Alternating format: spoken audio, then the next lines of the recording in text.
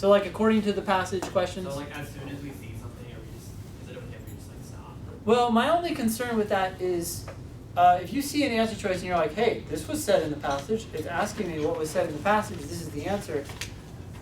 Unlike games where you're given like, the answer choices are like one letter or a list of letters, reading comp is a sentence, right? It's usually sentences, and it's gonna happen sometimes where you read like C or D, and you're like, wait, D sounds good too, and then you go back and you realize there was a word in there that you missed, and that made it wrong. So my general preference is to read all 5 answer choices in logical reasoning and reading comp, even if I'm really confident about the answer.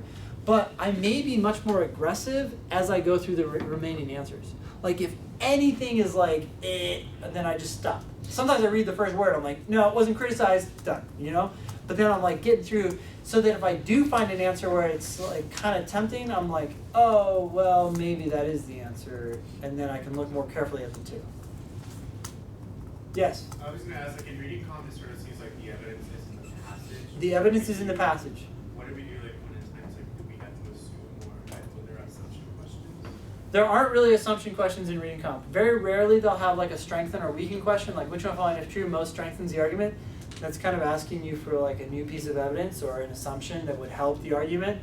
But that is one in every like section or one in every 2 sections of reading comp. So it's super rare. The vast majority of reading comp is just like, hey, yo, what was said? And you're like, that was said or it wasn't said. Notice how many answers we were like, I don't remember them talking about that. Okay, so it's wrong.